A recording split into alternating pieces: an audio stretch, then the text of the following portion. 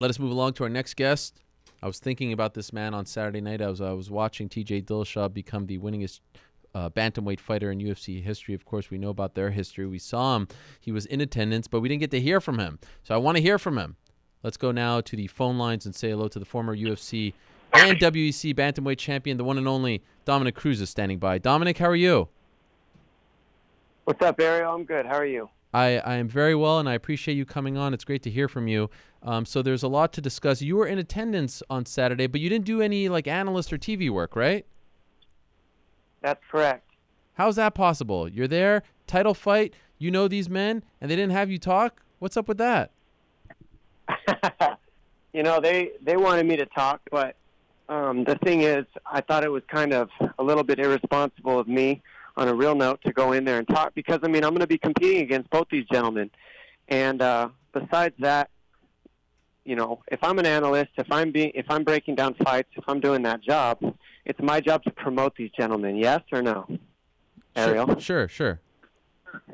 It is, right? Yeah. So that being said, what was the last nice remark you've ever heard out of Cody Garbrandt or TJ Dillashaw uttering my name?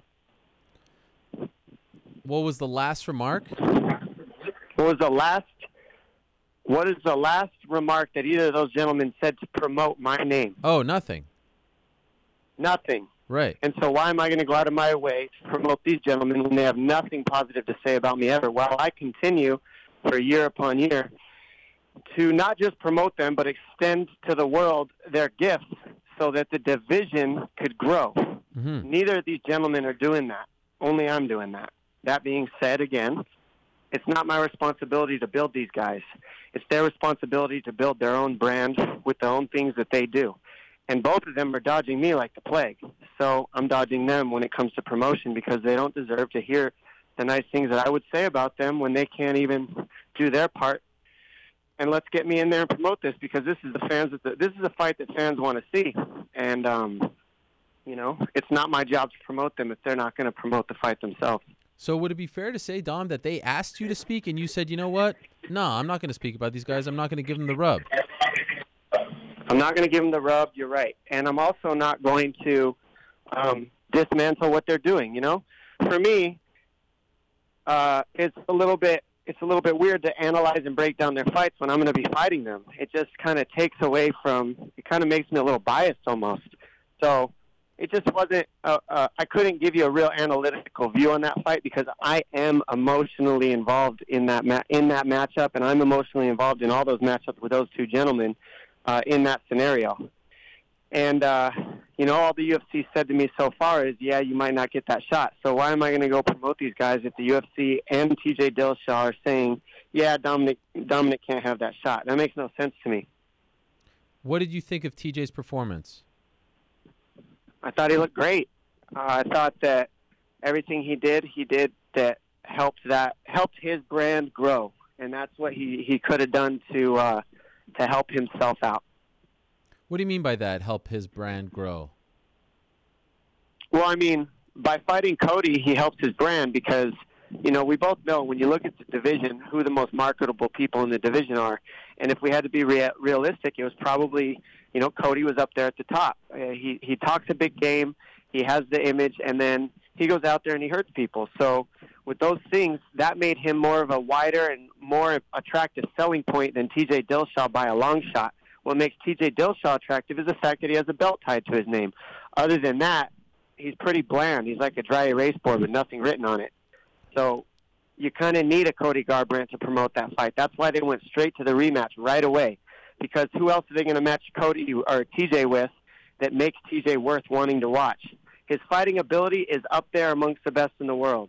But other than that, like I said, it's like talking to a whiteboard with nothing written on it. Do you feel like from a confidence standpoint, from a career standpoint, they have now done a huge disservice to Cody Garbrandt because he's not going to get a third crack? That, in other words, the rematch came too soon, that they should have had him booked against someone else so that he can get a W and get his confidence back? No, Cody doesn't lose confidence with that fight. Cody gains confidence with that fight, whether you know it or not, whether the fans know it or not. How so? He'll be back.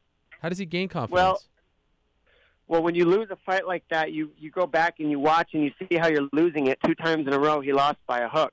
So what's really happening? I think he'll be able to go back and get with his coaches and make some decisive movements in his game. But you always got to look at the rest of the division, Ariel.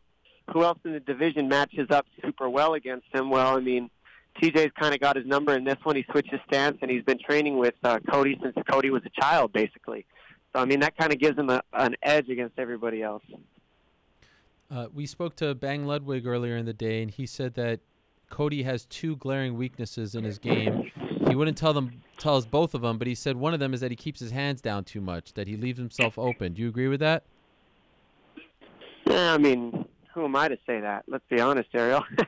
My hands are always down. But one thing I will say is if you're Cody Garbrandt and if you're anybody in this division, you don't turn down title fights. You just don't turn it down.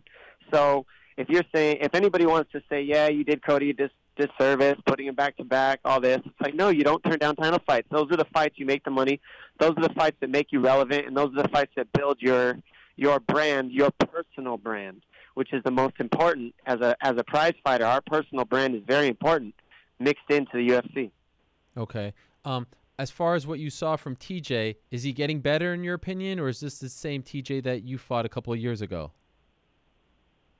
Yeah, same TJ, I say, because he just what's different is his confidence level is getting up there because he's beating certain guys. So his confidence gets better, so he looks better. But realistically, it's the style matchups that make TJ look as good as he looks. I mean, you watch Barral, he did the same thing to Barral that he did to Cody. So very similar. He puts him on the fence, he backs him up with pressure, gets him overwhelmed with offense and switching stance, and then once he gets you backed up against the fence, he puts you in a box by hitting specific angles, ending with his kicks on both sides, southpaw and conventional. Now that you're backed up against the fence, you're stuck in a box, and that's right where he wants you to land his long combinations. It's pretty basic if you really look at it, and then you'll see the difference if you watch my fight versus these other guys. You'll never see me get trapped, ever.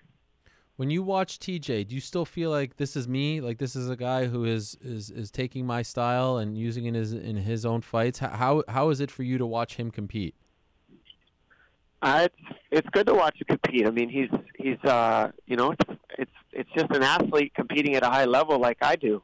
I look at it more like early on in his career, we talk about title defenses and the best in the world, and in the WEC is when I started this reign and started teaching him how to fight. To an extent, because I was facing all his teammates. It's just a blatant fact. Yeah, he had to pretend to be me for year upon year upon year. From 2010 until 2012, I was the champion, and I defended the title 4 times in the WEC.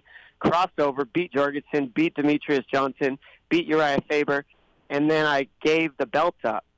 So I had defended the title more times than anybody consecutively in the world history of this division. So he had to find a way to deal with what I was doing, and the best way to deal with what I was doing was be me for his teammates, so his teammates could beat me.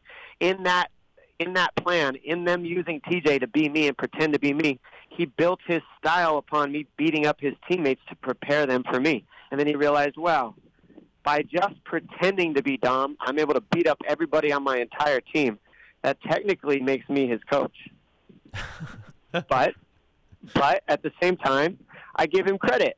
The guy is legit, and he's built his style in his own way. He's taken a lot of the fundamentals that I've used and then crossed them over to make his own style from the things that I started with: footwork, angles, long combinations, nonstop offense, takedown defense, takedowns mixed into combinations.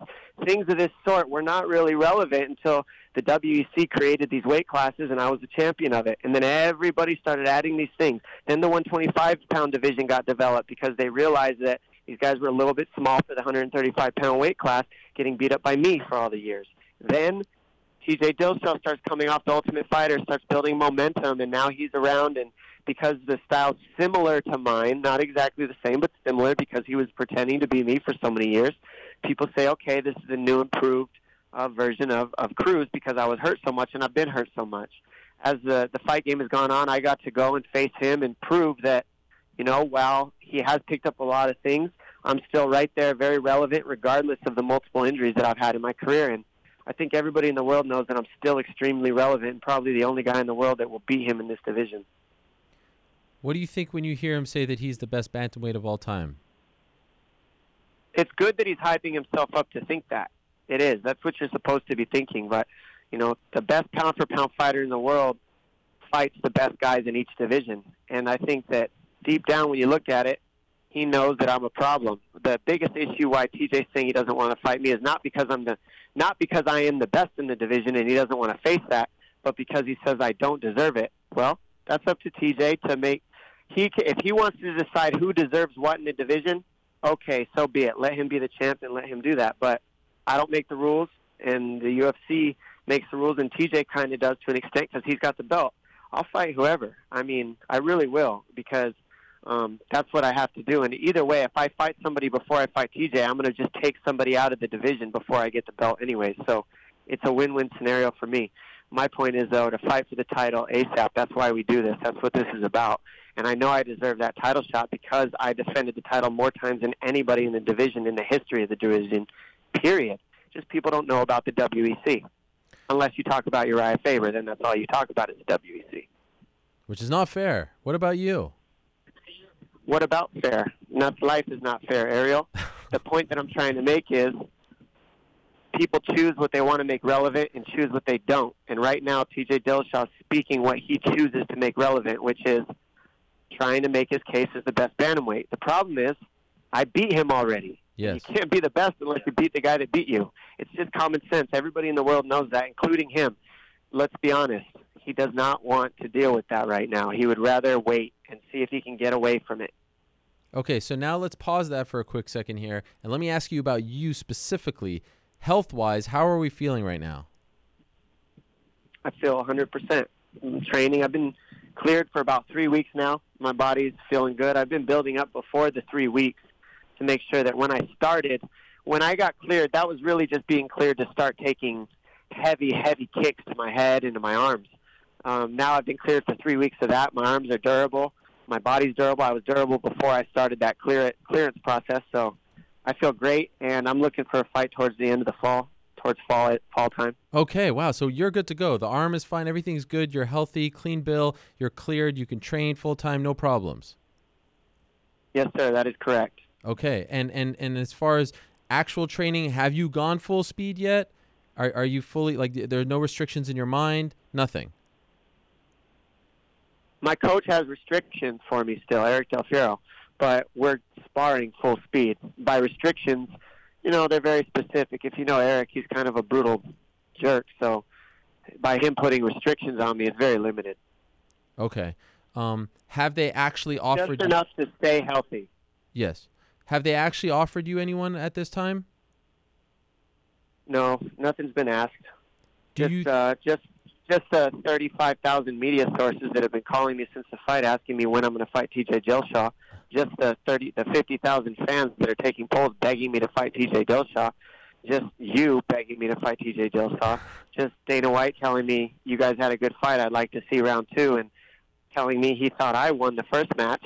And so, I mean, all this is mixed up. I mean, a lot of people want to see it except TJ Dillashaw. What an irony. Okay, so you're saying right now the UFC wants to make this fight, you versus TJ too? Of course they do. Of course they do. It's just that TJ doesn't want to take it, so they got to play the game with TJ. Why do you think he doesn't want to take it? Because he's bitter that he had to wait while I fought Cody for the belt. But if you really look at the big picture of things, I did TJ a big service. Not only did I get him an extra payday with one of the biggest sellers in the division, Cody Garbrandt, I got him back-to-back fights with him while I healed up, and now he's got another trilogy that he can finish up with me. Cody Garbrandt and me fighting him in the position that I did was strategic by my part by creating a bigger, better division and showing that the 135-pound division can create some sold-out arenas and put on some of the best fights in the world. Cody Garbrandt had to be brought into the mix in order for that to be proven. Me and TJ Dillashaw were just not enough. If we would have fought right away, back-to-back, this would have already been done. We wouldn't even be talking about it right now. I already knocked out TJ or beat him up, and then I'd be just fighting Cody. It'd be a little bit different. Now he got to fight Cody twice. I'm back in the division. We've got a three-way going on that this thing can go on forever and ever. And it hypes up the division. It builds the division. It helps the division. And it generates money for the champion.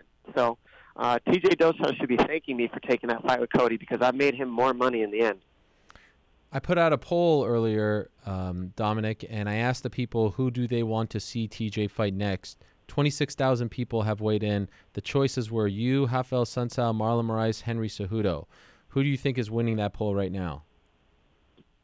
I am.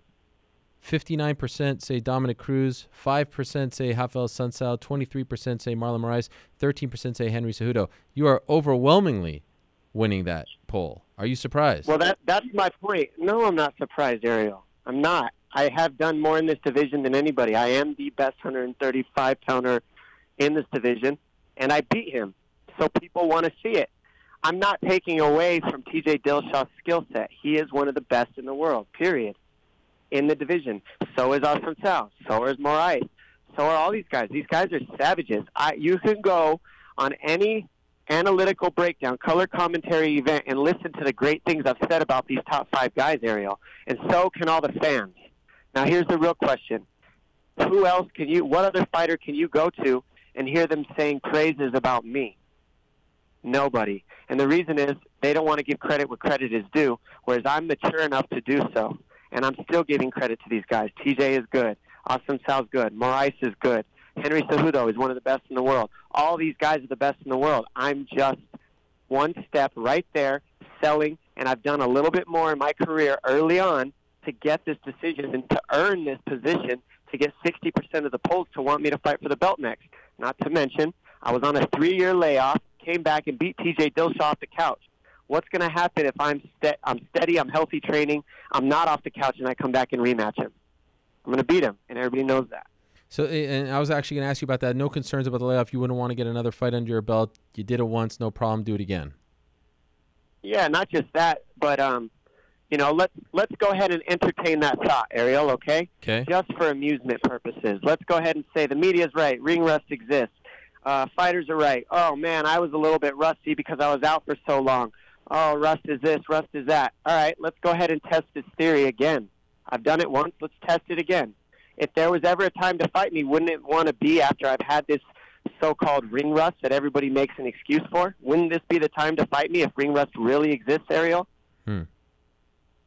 Would it? Yes or no? You're an analyst. You've talked about ring rust before. If ring rust is real, you answer this as one of the best commentators / analysts in the game. If ring rust is real, would it now be the best time to fight somebody like me after the layoff I've had? Yes or no? If it's real, but you've proven, and I know you've talked about this in the past, it's not. That is exactly right, Ariel. So, media can take a choice on this note. They can either say, Dominick Cruz proves that ring rust is not real, and that's why he's willing to take this fight. Or they can say, or TJ can just say, yeah, I'm scared to fight Dominick because of ring rust. I don't know. Which is it? Because if you're going to fight me, this is the time to do it. Right. If we're listening to media and the people and the fans and everybody else in the world who wants to say that a layoff is the worst thing that can happen to you. Let's prove this theory yet again. Just wanted to get your thoughts on Bang. Bang said that he wants TJ in his next fight to go down to 125, get a second belt, and then they'll entertain the idea of fighting you after that fight. So TJ, Cejudo at 125, then you. What do you make of that? I can't control them. I can't control Ludwig. All I know is, Ludwig has a big vision for his own career at this point, I think, and I think he's living it through TJ Dillashaw. But I can't control either of those guys. You think he's living vicariously through his guy? Absolutely. Have you watched him? He's in tears every time the guy fights. He can barely hold himself together. I could probably pick a fight with Dwayne Ludwig before I fight TJ Dillashaw in the weigh-ins next time. He's that ready to fight. The guy broke his ankle, and he wished he would have never quit, but he did. So now he's living through TJ, crying all over the place, everywhere. Man, Dom, I missed you. Where have you been? I miss you too, Ariel. Cyber hugs, bro. I will. Dom and I had a nice moment before UFC 227 where he called me out on the fact that I'm a horrible hugger, and you're 100% right. And then you kind of taught me how to hug. That's how good of a guy you are. That's how great of an analyst you are. Who would have thought? Yes. I'm the worst. Thought? Me being the master hugger, And it was all love, Ariel, because you're a good guy, whether people know it or not. It was great. I actually feel a little more confident about my hugs now that you kind of, called me out on it. and pointed out my weaknesses because you're so good at that as an analyst. I even gave you the underhooks and the hug, bro. So you should be happy. So what's the setting? What can we just lay it out for everyone? What's the place? Where? When? You versus TJ2. This is the fight. You've sold me. Where is it happening? I don't really worry about where, how, when, none of that. Right now, you can't even get TJ Dillashaw to say, yeah, I want to fight the best guy in the division. You can't even get the guy to say that. He's talking about being the pound-for-pound best and the best in the bantamweight division, but he doesn't want to fight who he knows is the next best guy in the division. So what else really matters? That's the champ dodging the best guy in the division when he says he's the pound-for-pound best. The only guy that beat him, and he doesn't even want to get that loss back. It's kind of silly and interesting. Do you think that he just knows that you have his number the same way you, same way with him and Cody, and we saw like Mike Brown, Uriah Faber, things like that. Like, do you just believe that he knows that and doesn't want to entertain that? No, I think he's just bitter. I think this is his way of pouting. He's like, the little sad kid that the daddy told him he couldn't do something, and so once he gets a little bit of power and he gets the reins, instead of doing what's best for the division and doing what's best for the sport and doing what's even actually best for him, he would rather try to exercise what tiny bit of power he feels he has with that belt and just be a bitter little child by saying no. Will you entertain any other fight? If the UFC says, we want you to fight Marlon Moraes or Raphael Assuncao, will you entertain any other fight at this juncture? Yeah, I would. I'm not really going to say no to any fight. I said that earlier in this talk, Ariel, that, I can't force TJ to take this fight, and I can't force the UFC to make the fight that everybody wants to see. All I can do is prepare to be ready for a fight, and that I can promise you will happen. But let's be honest, this is the fight. Yeah, of course it's the fight, Ariel. Of course it's the fight. This is the fight. Now get TJ Dillashaw to tell that to himself, because he knows it too. He's just pouting. This is just pouting TJ. That's all it is. Do you think if you fight again, given, you've done well in rematches, right? I think of the Uriah Faber rematch. Do you think that if you fight again, it's a much different fight, or are you guys razor thin, but you're just a little bit better? Like, how do you think it plays out? Last time we fought, it went back and forth. I'm man enough to admit that was a close fight. I'm man enough to admit that I also won, though. If you look at the polls, I'd say over 70% of media picked me to win that fight by the numbers and everything else that I won that fight, including, his pouts where, media said this. Dana told me I won. Well, Dana told me I won, too. So Dana's going to say what he needs to say, TJ, just so you know, because his job is to make fights as a promoter, and his job is to make you his friend, and he's done that. You believe that Dana is your friend. Good. I believe Dana is my friend, too. That's why he told me I beat you up, too. That being said, this thing isn't about anything except taking the fights that are there that the fans want to see and that need to be made, and this is that fight. I mean, I can just keep going in circles with this, but there's not much I got to tell you, Ariel. Say it. This is the only fight all fans want to see. Oh, yeah. I mean, they said it themselves in my poll, 56%. So I don't even TJ has the ball. TJ has the ball. Now, what's he going to do with it? You're so good, Dom. Can I quickly ask you before I let you go? DJ loses. Henry Cejudo. Were you surprised? Not surprised, because I know the athlete that Henry is. You got to understand, I've been watching Henry compete since I was 12 years old. We were on the same international wrestling circuit. I watched him grow from a child into a full-grown athlete that he is today, into a gold medalist. I know the athletic specimen that guy is. What's crazy is I still don't think that Henry Cejudo has tapped into the full potential of his training, and he's already a world champion. So that just gives you an idea of how good I think Henry Cejudo could actually be, and how much I think Henry Cejudo is actually holding himself back, in my opinion. I think that's how good Henry actually is. How's he holding himself back? I just know that the potential of the level that he could train at. And I think right now he's a little scared of looking like he could lose a round or two in his own gym with his own squad. So if you're scared to show that you're a little bit weak with your own people, then you're holding yourself back. When you got to bring in a brand new crew just to train yourself for a fight because you don't want to give up rounds to the team that's been getting you ready in the off season, there's something there that's holding you back. There's a fear there that's holding you back. And I know how good Henry is, and he should be using every single outlet he has to become better and better and better. And I think he's already there. He's a world champion. He's proved it. I think he can do much more. And it doesn't surprise me that he beat DJ. I think that if you watch Henry's fight with DJ the first time, and then you watch Henry's fight with Benavidez, you know just from that fight alone, the gap that he increased in his skill set was huge, huge, to go the rounds that he did with Benavidez. And then to cross that skill set over and rematch DJ, you saw the difference in the technique, not to mention the game plan. He had a game plan this round. He stuck to it. He utilized his wrestling, and he smoked DJ with it, just like I smoked DJ with wrestling too. Wow. And how do you know this like intimate stuff about Henry? Like, have you been around his team? Or how like this seems like you're not just saying it. You actually know stuff. I've watched him. I've watched him through the years. I've watched him grow, and he's been coddled since he was a kid. I mean, he left to go to the Olympic Training Center at 17 years old. People have watched the talent in that kid since he was born. I mean, I'm not kidding. When we're at a high school wrestling camp in Payson, Arizona, you got six of the best coaches in the whole entire camp just huddled around Henry Cejudo while the other 50 guys just wrestle and grind and run hills and do everything else. Henry Cejudo gets all this specific training because he's that good, and he deserved it. And that's why he became a gold medalist, because he just had a different level of athleticism and skill set that people have always seen in him. I think that that's still happening. I think that coddling is still taking place. And I think that if that was to be separate, if he got somebody that ran his camp, like an Eric Del Piero, or just, it doesn't have to be Eric, but just a coach that he could confide all his confidence and worries into, I think that type of human being in his life would push his levels to a whole nother state. And I think that right now Henry Cejudo is still running his own camp, winning titles, running his own camp. And to me, as an athlete who's competed at the highest level, that's extremely impressive that he's able to win a title while running his own camp, because nobody on earth pushes themselves as hard as somebody else will push you. Wow, that is great insight. Into who do you think wins if they fight again? Henry. After watching that last fight, I think Henry's got his number, because he stuck to the game plan that I would have given. Wow. Insane.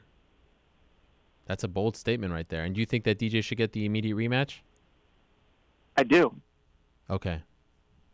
I do as well. I do. I think that DJ is one of the best ever, period, still, now.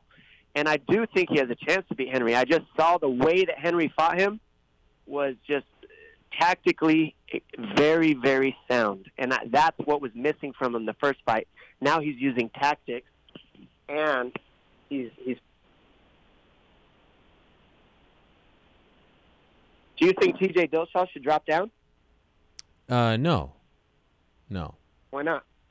I want to see you guys fight, and I think Henry should give. If anyone has ever earned an immediate rematch, deserved an immediate rematch, it's him, DJ. Why?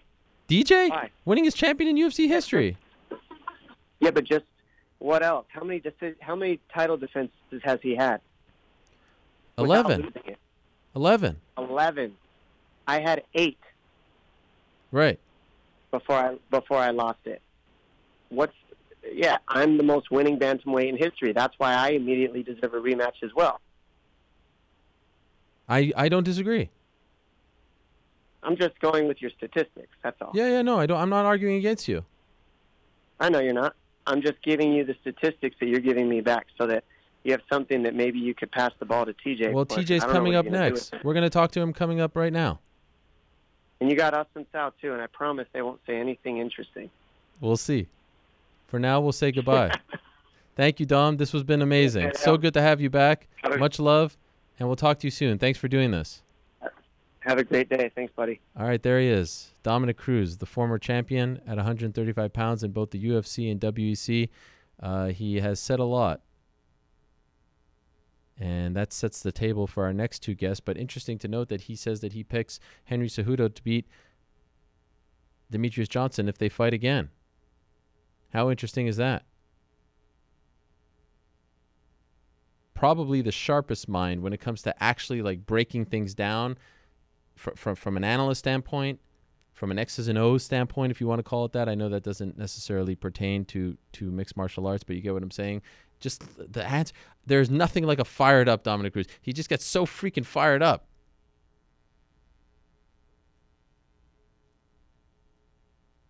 What a guy. All right, let's move along now and say hello to the reigning defending champion at 135 pounds, the man who cemented his place atop the division once again, the man who put to bed the rivalry with Team Alpha Male, the winningest bantamweight in UFC history, TJ Dillashaw, joining us right now. TJ, how are you? Doing good, man. What's going on? And sorry to get you a little late, but Dominic just wouldn't stop talking, so I was trying to wrap up with him, but he just kept going and going. That's what he does. Yes, I'm sure. That's what he likes to do. That's what he likes to do. He likes to talk. I'm sure you know what I'm talking about. You've been in those situations before. Congratulations on the victory. And I'm just wondering, a day later or 2 days later, is your eye okay? It looked a little beaten up there on Saturday. Oh, no, it's good, man. Yeah, swallowing completely down. It's still black. It's normal. He caught me with like two little short right hooks when I slipped from that push kick when he rushed me in. So, like you said, man, I breathe easy. It's this perfect bone structure I have. Have you watched the fight? I have not yet. No, I have not watched the fight. I've seen some clips and stuff on YouTube and whatnot, but I haven't watched the fight. I'm always interested about that, and especially when it's a short fight. Don't you just want to like revel in it? Don't you just want to watch what you did? Especially like it was near flawless. I would think that that's maybe one of the first things that I would do. Get back to my room and just watch it again. How come you don't?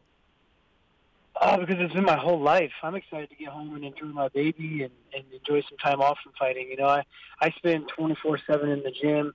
I focus on my fights. I look at technique. Like that's been my life for the last 3 months getting ready for this fight. So it's almost like when I'm done with it, I'm done with it. But then obviously I'm nice enough to come on this phone call and talk with you about it. So I appreciate that. I know it's probably not your favorite thing to do, and I won't keep you long. But it's always special to talk to the champion after the fight on a Monday afternoon. Hell yeah. Okay, so you know, of course, what happened. I want to ask you about something that your coach, Bang Ludwig, said at the top of our show. He said that he feels like there's two glaring weaknesses in Cody's game and that he needs to take some time to fix those things. And one of those is that he just keeps his arms down too much, that he leaves himself open. Do you agree with that assessment from Bang? Absolutely. Yeah, I mean, that's why he's able to throw his punches so fast, because it's where they come from. He's able to machine gun them really fast, but he throws them from the wrong position. He throws them real low. He holds his hands low, and that's why he's acceptable for those that overhand or kicks or whatever it may be. He's got some big holes in that. Did you see any difference in him this time around, or was it essentially the same guy from the first fight?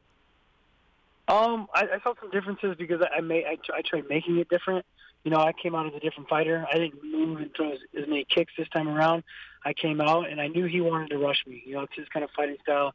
He wants to be first, and he wants to be aggressive. And so I kind of played that distance. It was a little bit further away from him and gave him the opportunity to try to rush me. And then once he did, I knew that that counter would be there. So he just kind of played right into the trap.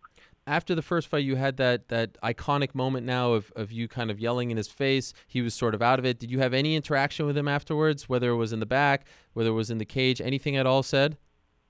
No, man. I just shook his hand afterwards and gave him a hug. You got to show respect. This is a crazy-ass sport that we live, crazy lifestyle.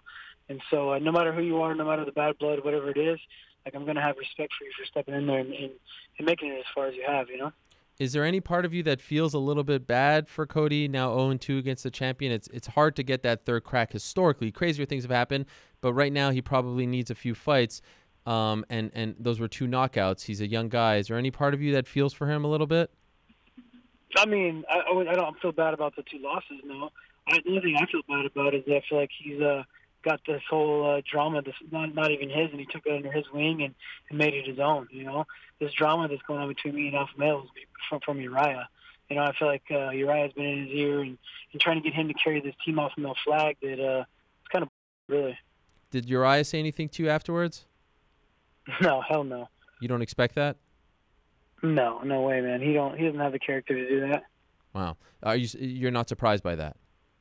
No, not at all. So interestingly enough, I wasn't expecting it. We talked a little bit about this on Saturday, but Bang threw a curveball our way, and I wanted to get your thoughts on it. He says that next he still wants you to move down to 125, and he wants you to fight Henry for the 125-pound belt. Is that how you're feeling as well on this Monday? Shoot, man, I haven't really even thought about it. I haven't even talked to Dwayne about it. But man, it definitely sounds awesome. You know, if that's if Henry Cejudo really wants that challenge, if he really wants to get beat up next, if he wants to be the next one to get knocked out by me, I would love to do so. But why would I do it at 35? He's never going to finish his belt ever. I'm the guy that's on the pound-for-pound list. I'm the one that holds the power. So if that is a challenge that he wants, and that's a challenge that UFC wants to get put together, I'd love to come down and whoop his ass. I guess the thinking from Bang was that, you know, there's more of an incentive for the guy coming to get the second belt, so why not go after that as opposed to defending the belt against the guy? Of course, absolutely. Henry then responded in saying that if you guys fought at 125, he would knock you out, so he'd rather go up to 135 so that he doesn't do that to you. It's been a crazy day here. It's been a crazy day. That's a perfect excuse. Okay, but that would never happen. No, okay. So in that case, if you fight Henry Cejudo, let's just be clear, you're fighting him at 125 so that you can make history, right? Absolutely. Because I'm the greatest fighter of all time, and I want to prove that. You feel like right now you're the best, number one pound for pound. Yes. Dominick just came on. Go ahead, sorry. Go ahead. No, I was going to continue to prove it, man. Just get out there and have these performances like I'm going to continue to have. So Dominick comes on and just, as I just said, spoke for a very long time. Was all kinds of fired up, and essentially saying that you don't want to fight him, that the UFC wants you to fight him, everyone wants you to fight him, and you have said no to it because of what happened in the first fight. I haven't heard shit from anybody. And did Dominick pull you from behind the desk or from the hospital bed? Because I haven't heard anything from him. He's got my number. We did the Toyo commercial together, so he can hit me up anytime. I ain't scared of that guy. You know, he made me have to run circles to try to get a rematch against him because he's the one scared to fight me. You know, he's the one that knows he didn't get that win in the first place. So I ain't scared, man. I take on every challenge. He said you're dodging him like the plague, that you want nothing to do with him, and that's why you're talking about Henry Cejudo and stuff. He is the plague. He is the plague. He is the worst. He's got a chip on his shoulder. He's like an only child. He's like a spoiled only child that has like a chip on his shoulder, feeling like everyone owes him something. You know what I mean? Like, Dominick Cruz can suck it. I don't even care. When you guys did that commercial, how long ago was that? That was not long ago. That was probably 6 weeks out from my fight. And what was that like being around him? It was fine, man. He plays up the part. He's been trying to not fight anybody because he doesn't want to lose and try to just like hold on to his name so he can try to get a title fight. The guy hasn't fought since he lost the belt. You know what I mean? Like, he's just behind the desk and supposedly injured and this and that. It is whatever. Look, I don't even want to bring any more attention to the guy's name. He's a has-been. Okay, so do you feel like I'm done with him? You will not entertain the idea of fighting him? I keep thinking that my manager's going to call me and the UFC is going to be like, hey, we want the Cody trilogy. That must have been a fluke. Right. It's just been so crazy. You know what I mean? I have to deal with this guy for so long, and the UFC is putting so much time and money into the guy. I just keep waiting to get that freaking phone call. Look, man, the first things first, I can't wait to have a staycation, go enjoy my house, spend time with my family, be the greatest fighter of all time, and keep training. That's that. But if the UFC does approach you with this Dominick fight, is this not of interest to you right now? Dude, I told you I'd take on any challenge. We'll figure that out when it comes. Okay. What do you feel like is the biggest fight like that makes you the most money, like the biggest money fight, if you will? What do you think that is for you right now? Biggest money. They'd probably be getting that second belt. That's probably the biggest money fight. You don't think the rivalry sells more than the second belt? No, I mean, if you even remember who Dominick Cruz is. Right, because he hasn't fought in 2 years. So, yeah. And there's this like hot debate going on. Assuncao says, you're 1-1. Why don't you give me the shot? There's Marlon Moraes out there. None of these guys really get you going. Look, man, I keep telling you, we'll figure this out. I'm never going to back away from a challenge. I'll fight them all. I'll beat them all. I'm better than all of them, so it doesn't matter who I fight. Just about win, and when we figure it out with the UFC. Okay. Since I was going to obviously say that, he has to fight once a year, and he fights a number 15 ranked guy and says he deserves a shot. Everyone's going to say they deserve a shot. You should say that. You're in the UFC. You want to be the champion. Everyone's going to say they deserve a shot. That's the way it goes. Have you ever felt this confident in your life? Did you feel like this is the peak of how you're like it's all coming together for you? Absolutely, man. I'm the greatest I've ever been. I've set up the perfect camp. I'm doing those things the right way. I actually finally get to control how the camp is done. I created my own team, the training lab. Sam Calavitas add wonders to me. Daryl Christian. I mean, all my coaches now. I have the who's who of coaches. We got great training partners. I mean, stuff's perfect right now, man. I'm on the top of my game. It almost feels like you created a boxing training camp. Like it's all surrounded around you. I mean, it is and it isn't. You know, I mean, it started that way. My last camp, my first fight against Cody, it was just a camp for me, pretty much. You know, I mean, obviously the guys like Juan Archuleta benefited from it now, but the second time around, we turned that camp into a gym. So the first time around, it really wasn't a gym. It was just a warehouse with a wrestling mat on the floor, and I had my practices there. Well, that same warehouse we turned into a gym called the Training Lab. And now we're training a lot of great fighters out of there. You know, we've set Cub Swanson, Juan Archuleta. Aaron Pico's been doing this, transitioning with us. We got Syed from Bellator. We got GT. We got Jake Ellenberger. We're building the camp. You know, we're gonna have a true camp for everyone, not just myself. But the great thing about it is that I get to help control like how this camp is done, what coaches are there, and how we're gonna structure this whole thing. You know, it's not a business. I'm not opening this thing to make money off it. This training camp is going to be about being a professional training camp, about really finding a home for me to be the best possible athlete I could be. And to me, that's more than making money off a gym. Did you see that video that Mark Munoz posted of all the students there wishing you congratulations? Oh, I did, man. Mark Munoz is awesome. He's got his camp going on right now down in Carlsbad. I want to try to make it down there and say what's up to all the kids down there because that's where my very first day of possibly even thinking of becoming a fighter was at that wrestling camp. Wow. I was down at Mark Munoz's wrestling camp because he was getting ready for his fight. I forget what fight it was. And I just graduated college. He was my assistant wrestling coach. I just graduated college, and so I was down there helping out coaching. And that's when he told me, he's like, look, man, I think you'd be great at this. I was messing around with some bigger guys. I think you'd be great at this. Uriah's coming down tomorrow. You should meet him. I'd love to send you up to Sacramento. And so I was like, shoot, man, okay, I'll give it a shot. And that's why I decided right then and there that I had to go talk to the wife and see if she let me move to Sacramento for a year and see if I was any good at this sport. Wow, that's unbelievable. What year is this around?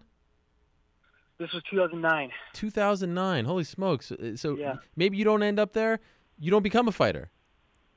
Yeah, absolutely. I probably wouldn't have. If Mark Munoz would have been my assistant wrestling coach my senior year, I'd probably be a physician's assistant right now. I was enrolled in grad school. I just graduated college, thinking I'm going to try to be a physician's assistant behind an orthopedic surgeon. And then I drop out of school because Mark Munoz talked me into fighting. Wow, that is amazing. I didn't know that. That's crazy. Yeah, man. All thanks to Mark. Yeah, all thanks to Mark, man. He helped coach me wrestling, and he knew that I was a very aggressive wrestler and very competitive. And then I started doing jiu-jitsu and following around to these other gyms. That's when Joker's Wild was around. I was following the Joker's gym, and it was all big guys. You know, I was holding my own. And he's like, dude, I think you'd be good at this. You got to give it a shot. He's like, you'll regret not doing it, because I didn't reach my goals in wrestling. You know, I made the NCAA 3 years in a row. I was ranked top 10, but I never placed. You know, and I was very devastated by that. So, to any excuse I had to try to get back into being the best in the world, I was going to do it. And so, Mark gave me a little nudge, and I was like, screw it, let's go for it. So I sold my childhood truck that I built since I was 16 years old, a 1957 Chevy pickup. It was all cherried out, show style. I sold it to live off it for the year and try to become a UFC fighter. Wow. How much did you get for it? At that time, it was WC. Right, of course. I got $14,000 for the truck. Damn. Do you kind of, like, are you sad that you don't have it, that you had to sell it? Do you wish you had it? I do, man. I do big time. Every time I get a paycheck, I'm always like, dang, I should go buy my old truck back. I'm obviously not the exact same one because I don't know where it's at right now, but an old 57 Chevy pickup, man. That was my dream truck growing up. I raised pigs and steers for 4-H since the third grade. Because I grew up in a redneck town. That's what you do. You raise pigs and steers, and I'd sell them every year at the fairgrounds. And so that was like my dream truck, you know. And that was my first vehicle. I loved it, you know. And so I always think about, like, I need to get something like that again, you know. But then we moved to California, so I got my house in Colorado. So, you know, got my kids' college fund coming up. I think that's a little more important than an old truck. Sure. Do you ever sit back and think to yourself, if I don't meet Mark Munoz, I'm a physician assistant, like what my life is like compared to now? Do you ever allow yourself to think about that? Oh, I have, for sure, man. I've definitely thought about it. You know, I've actually had a conversation with Mark about it, because Mark's now our MMA coach at the training lab. Mark comes in 3 days a week and teaches our MMA wrestling. And so I've had some conversations with him, and it's like, dude, this has been crazy. You know, it's gone full circle to have you be my coach again. You know, you're the one that talked me into fighting. Like right now, I'd probably be in an office somewhere doing a 9 to 5 and probably pulling my hair out. You know, the wife was scared when I first told her I was going to grad school because she didn't know if I'd be able to stay in an office and do that kind of job. She knew the kind of personality I was. So she'd prefer you be a fighter. She just knew that I'd be happier being a fighter. Okay. You know, she just wants me to be happy. She's very supportive. She's followed me around through my college career. She was my girlfriend back then, so we've been together for 12 years. Wow. So she just knows me very well.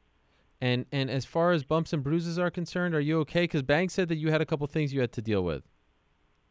Yeah, man, I had things going into the fight I've been dealing with, and so they're still there. Okay. What's wrong? You know, so that's why I got to figure. Things I'm going to keep to myself. Okay. You know, things that I've had to try to keep healthy. I mean, even the first Cody fight too, I had an injury that I'll still be dealing with. I'll be dealing with it until I decide to permanently get it fixed, and I just don't know if that's the time to do that. You know, so yeah, it is what it is. I mean, it's the fighter's lifestyle. You know, you never go into a fight healthy. But I felt good. You know, I mean, I felt good enough to be world champ. I felt good enough to be my best possible. So it is what it is. You know, so I'll figure those things out as we come along and continue to get better. By the way, one of these days you have to have Mark in your corner for a fight. That would be truly full circle. Has that ever happened? Oh, no, not yet. This is my first camp where Mark was our official coach. But during this fight, he had his wrestling camp going down in Carlsbad, so he wasn't able to be there. Otherwise, he would have been there. Okay. Can we find you your truck? Yeah. Where did you sell your truck? I want to find this truck. How do we find it? Yeah, I sold it to a friend of the family in Angels Camp, or Sonora actually. So I was hoping he was still going to have it, but he ended up selling it. So I'm going to have to ask him who he sold it to. But it was a 1957 Chevy pickup, the Hugger Orange, 4-wheel drive. The license plate was 657. What? You know the license plate? Yeah. Well, that's what it was when I sold it to him. So I mean, I don't know if they re-registered and got a new license plate, but it was 657. So I got a custom license plate on it. So, why that? Why 657? No, sick, like SICK space 57. Oh, why that? I don't know. It's just I was a high school kid and thought it was cool. What's 57 though? Oh, because it's a 57. Oh, now I get it. I'm so such an idiot. So it's a badass 1957. You know, it's 657. But I always have these old, like when I was driving around in high school, I always have these older people be like, why would you call your truck sick? Why is it sick? Like, oh, it means cool. It means like it's something really cool. I love it. We're going to find this. I like that you put it out there. So it's somewhere in California, maybe. Yeah, I'll have to ask around too now. But yeah, man. We're going to find this. It. All right. Yeah. TJ, one last thing before I let you go, because I have to ask. I'd get killed if I didn't. Dominick was listening, and he texted me a question that he wanted to ask you. Is it okay if I ask you this question?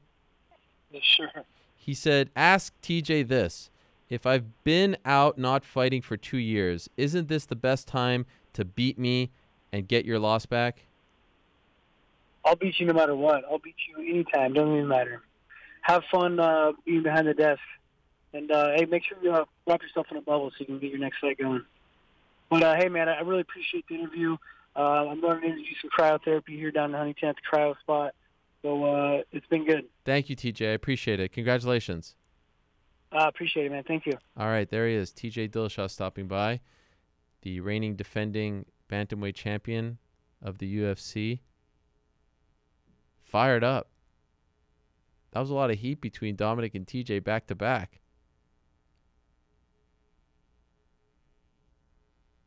Do you think he didn't like my question from Dominick? Because I said it was the last question, but he kind of offered no follow-ups. But Dominick did text me that right here.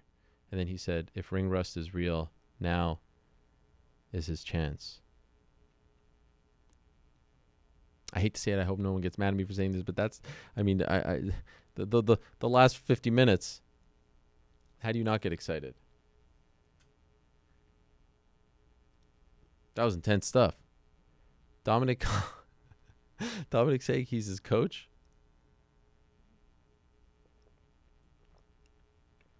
Now, that is fun. That is intense.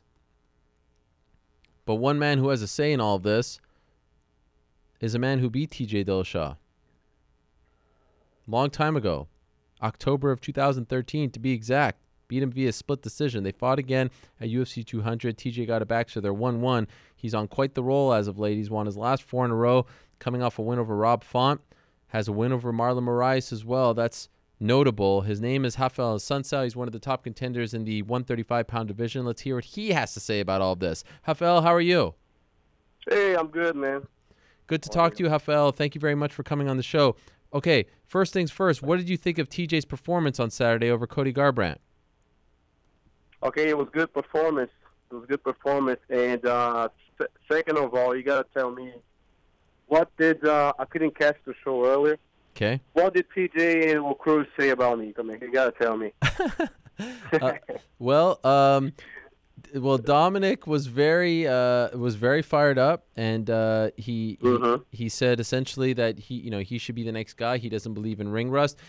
He has a win over TJ, and he doesn't want to fight, man. I took the Rob Font fight because Dominick Cruz didn't want to fight. We waited, whatever terms we. It's not like it's not like I'm the under-ranked guy trying to push for a fight that doesn't make sense. That was the fight that made sense, and I was pushing, I was waiting. I was super polite about it, as I always am. I was patient about it. He didn't want to take the fight. He said he put his coach to answer for him, saying that that he was out indefinitely. Meaning that he didn't have an injury or nothing. He was just out indefinitely. Okay, I don't want to fight. I'll just go work on Fox for a little bit, and I'm out indefinitely by his coach's mouth. I mean, for me, and sorry to interrupt and kind of jump on this right away. Please. At fight week, he was so polite to me. He was so polite, such a nice guy, and and let me make this a little, it's turning out to be fake. I don't respect the guy anymore because of that. And look, I don't get all into the hype, and although I'm a Brazilian, so I'm pretty emotional here, but this guy's being fake, man. In front of me, like I'm the same guy, Ariel, talking to you on the phone, at home, at a UFC fight event, at fight week. I'm the same guy everywhere.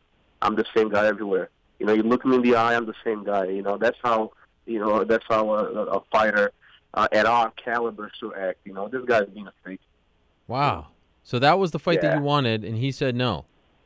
He said no. He didn't say it because he didn't want it to come out of his mouth. He told his Coach De Fiorero, to tell the UFC personnel that he's out indefinitely. Not prior. That's like negotiating week. That's like the week of signing a fight, of negotiating. I was waiting. Hey, we gotta fuel a fight. We gotta sign a fight. Matchmakers were there. The UFC was on board.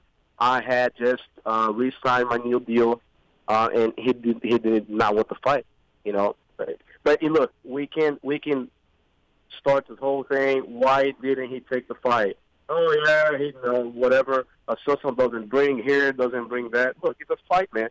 I mean, anything can change in a night, right? So people don't know who I am, right? So let's put it. They don't know who I am, right?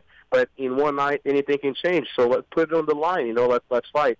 He didn't want to take the fight. So right now, who would you rather fight if presented to you, Dominick or TJ? I want to fight for the championship. Well, what else there is? TJ's been out. I mean, I'm not going to focus on TJ as of this second. The guy's been out. The guy, had a couple of unfortunate injuries, and I'm not going to talk about injuries because my twin brother has a pretty bad injury right now for the third time. So I'm not going to, his like a weak knee, whatever they call him, but. He's been out. You know what I'm saying? He's a respectful guy. He's still ranked, right? But he needs to fight what makes sense. What makes sense. And look, right now this weekend was a big fight weekend. I've had 250 phone calls, personal friends, all like getting up on me. Hey, Raphael, what do you think? And I'm kind of getting tired. I mean, I told her, I said, you know what? I'm going racing this weekend. I'm going racing. I'm not really watching fights this weekend. That's the kind of just to kind of get my mind off of it. But I did watch the fight, and I was fired up. Just at the home, at a friend's house near the house. But it is what it is. Everybody, now Cejudo, it's campaigning for a title shot. Yeah, I respect the guy, but come on, man, let's make this thing where who deserves and what makes sense. I'm the next, I'm the next guy in chess. I'm not the knockout artist in the division. I'm not the better submission guy in the division, but I'll find a way to win, and I win 99% of my fights. And when I fight for the title, I'm gonna find a way to win, and I'm gonna beat whoever the champion. That's just saying it like that. Do you feel like you are being overlooked a little bit because you don't talk a lot? I put out a poll about who people want to see fight first.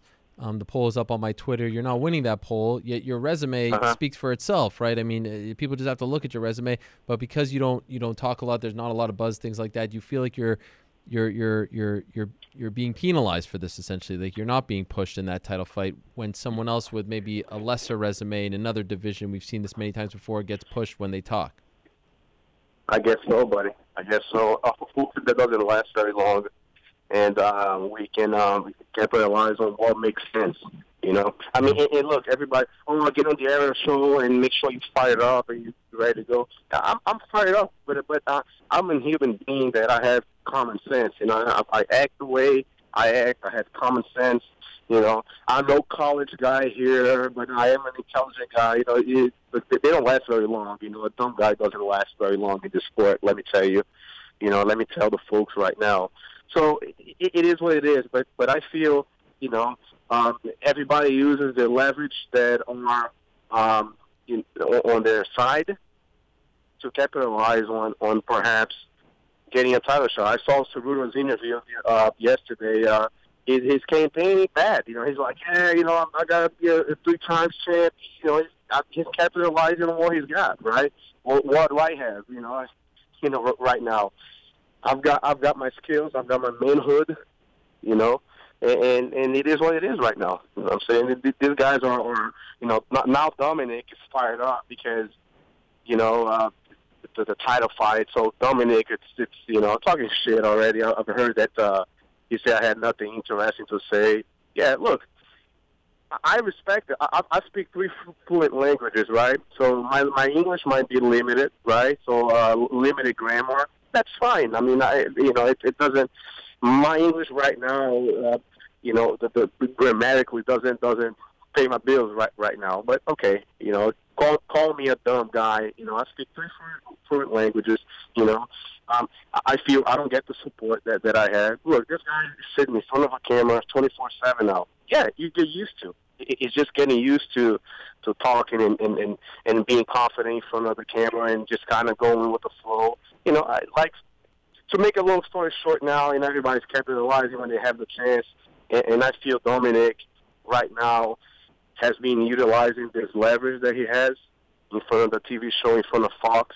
And this, that's not how it's supposed to work.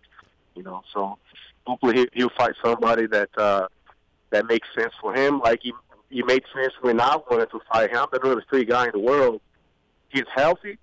He didn't want to fight. Number 2 versus number 3. He didn't want to fight. So I took a fight. Yeah, I took a fight. I didn't need the money, I didn't need the money to fight Rob Font.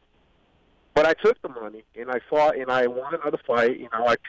I almost submitted the guy. I couldn't finish the guy. Yeah, but I won the fight, Look at the percentage of guys who are winning fights right now. Tell me a guy, Brazilian guy, American guy, Japanese guy that are on a consistent winning streak, and be it submission, be it knockout, be it decision. Tell me more right now. TJ Dillashaw, right, the champion, yeah. Dominick isn't. Cody made a career knocking out 2 guys that are retired. Well, I'm sorry, 1 guy that are pretty much retired. Mizugaki, and then Thomas Almeida, which he's not retired, but he wasn't doing very good for himself, getting knocked out. He made a career, made a title shot out of that. Cruz, when he came back from his first big injury, he fought Mizugaki as well. He took him down and then pounded him out. The guy was already done. Before the fight, the guy was already, his career was already on the downhill. And then after that fight, he fought for the title after Mizugaki. So, it's that easy path, bro. Easy path for Cody, easy path for Dominick. TJ, I respect. And I'll tell him in front of his face, But let's do it Gracie style. I'll tell him in front of his face, I respect TJ. He came in, he lost, won, and came back, fought me at UFC 200, although I was coming off a major ankle surgery. And when I took the TJ fight at UFC 200, I was 32 days cleared to compete.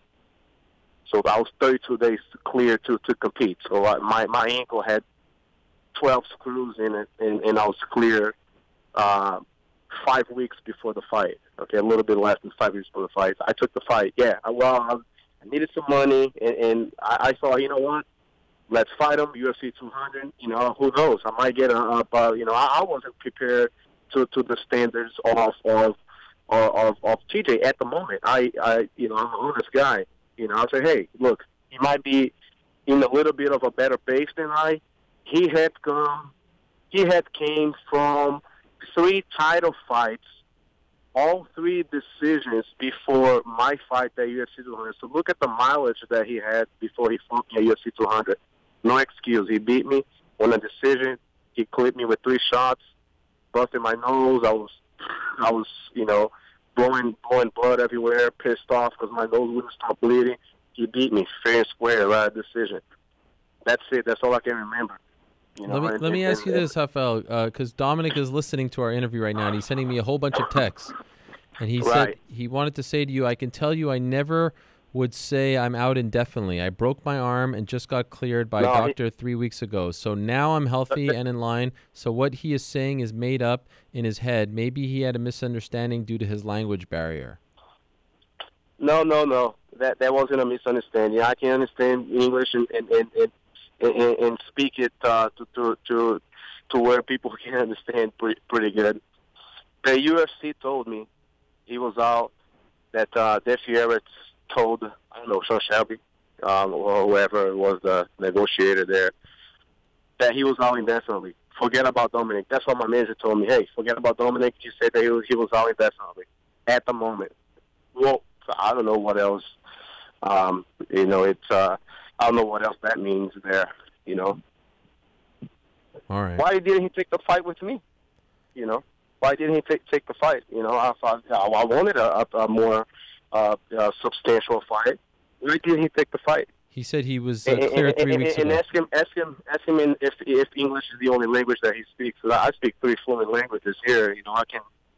I can go to Mexico, because his name sounds Spanish and he doesn't speak Spanish. So I can go to Mexico and promote a fight better than he can. He said he was only cleared 3 weeks ago. That's why he didn't take the one in July.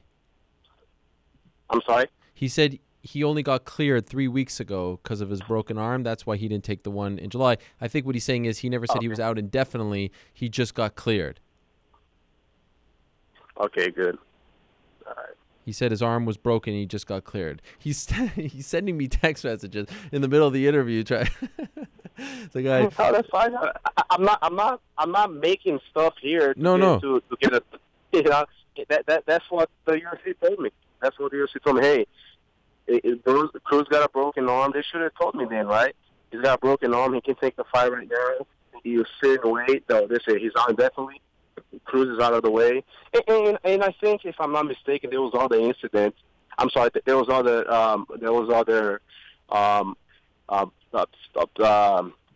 whatchamacallit. Sorry, this was a little bit of a language because my mind is going Portuguese, Spanish, English now.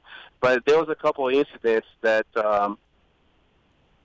we were negotiating, and Cruz's name got mentioned, and it never happened. You know, I wanted to fight. I told him when he started. I think I sent him a tweeter or before.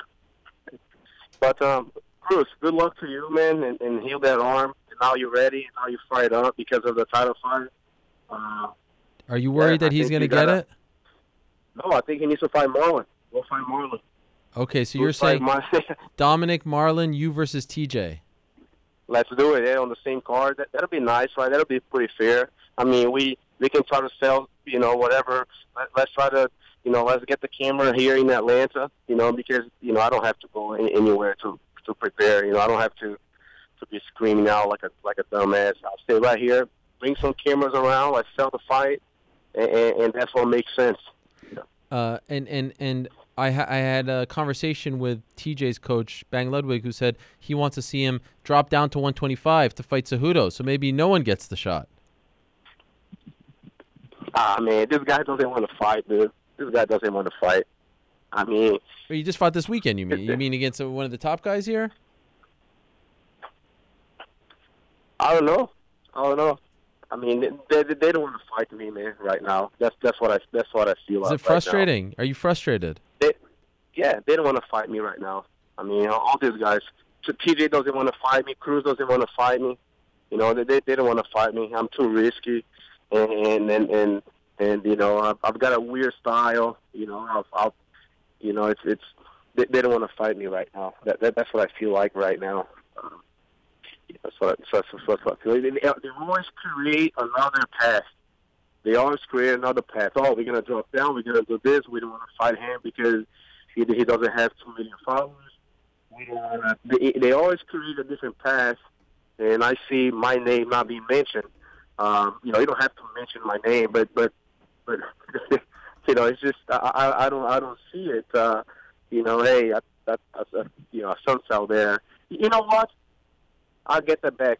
TJ has mentioned. I don't need anybody to mention my name. I mean, I don't need. He's not like a pressure of me, but TJ's is man up, and I respect the guy. He has mentioned my name a couple of times. Prior to his title defense, he was like, "Hey, I beat Assuncao. He was the number 2 guy. I beat Dominick. So he's straight up guy. So again, as I said in the beginning of the interview, I respect the guy. Is it annoying that in this sport you have to actually go out and campaign? It's not just based on merit. This is the prize fighting business, right? So it's about selling pay-per-views and selling tickets. That's just the nature of it. That's not a secret. Is it annoying that you can't just let your record speak for itself? No, Ariel, I understand that everything has to play accordingly. Advertising and selling the fight. But look, I'm down to sell it. If they put a little bit more emphasis on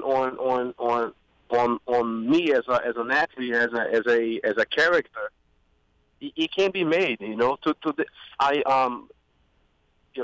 Let's get my name out there. Get my pretty face out there. Do a little bit of camera time. Like I said, camera time kind of helps a little bit. I'm not the biggest fan of doing that type of stuff, but yeah, we can do it. If the promotion wants, they can hype it up to where it's a sellable fight, and that's what I'm campaigning on. Okay. If the promotion needs and wants, they can make, because Dana told me that personally before. He said, "Hey man, this monster will move you." Meaning that the company itself, the whole company and everything involved, they can move you. That he told me with his exact words, and I don't forget. He's my boss, and I'm not gonna forget. He said, "This monster will move you, will push you to where you need to be." So that's what I'm waiting for, and that's what I'm campaigning for. I'm waiting for this monster that is the UFC, a good monster, right? That is the UFC, that is the promotion, the cameras, everything that is involved to get me where I need to be for that exact promotion at the right time. Look, Cruz had his chance, right? Look, nice, man. The guy there is doing a good job or whatever. He came at me super polite at fight week, and then I heard that he's saying there's nothing interesting to say. That somebody already texted me too. Say, hey man, you say you have nothing interesting to say coming up on Ariel's show. You know, what is this guy interested to say? You know, breaking down fights. I tweeted to him not long ago. I said, man, he's doing an awesome job breaking down fights and being so specific at people's fight and break down people's style. So let's utilize that smartness and take the fights that make sense for you. That's all I said to him. Well, he says to me, and in this case, I agree. You can't wait for the UFC to build you. You have to build yourself. And if you wait for the UFC, then they're never going to come calling. You have to make yourself into a commodity. No, I disagree. You disagree? Look at all the greats. Conor did it first, and then they followed. Ronda did it first, and then they followed.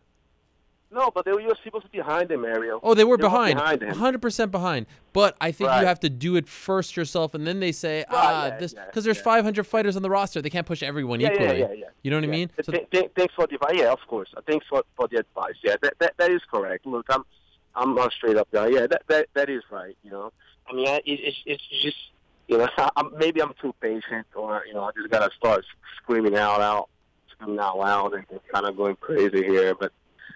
Yeah, I mean, let's not wait anymore, right? I think I deserve the next title shot, and then, you know, and then they can fight. There's 5 guys that are very close, right? So there's myself, there's Marlon that I beat. You know, he's campaigning pretty good, right? So he's doing his own campaign. Now Cruz is sitting now, you know, watching this interview here. Now he's campaigning on his own terms. Okay, and I'm gonna campaign on my own terms. You know, do what it takes. You know, so let's get the ball rolling. You know. All right. Good luck. What do you think happens? What's your guess? I think I take the next title shot. Look, me and TJ, we have a trilogy. We have a trilogy to make it happen, and this whole changing weight and dropping here, going up. This is all stuff that they try to make to buy time.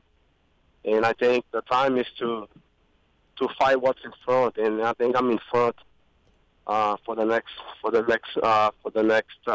chance for the title. That's all. You know, there are no injuries right now. I'm ready to go. I have always been ready. When I signed the contract, I have always been ready. I had my injuries. I healed up. I had a loss. I built back up. I didn't pick opponents. Didn't have an easy path. So I think it's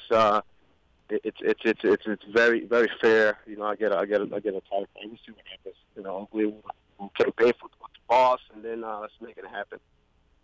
I wish you the best, Raphael. This was great stuff. I appreciate you coming on and talking about this. You're 1-1. Although TJ said to me on Saturday that he's 2-0 against you, so maybe he thinks, and I know his team feels the same, that they won the first fight. But the records say that you're 1-1. That was a very close fight. It was a very good fight, and you're on some kind of roll. The records said I busted him up in Brazil. I mean, it was a close fight, but I busted him up in Brazil.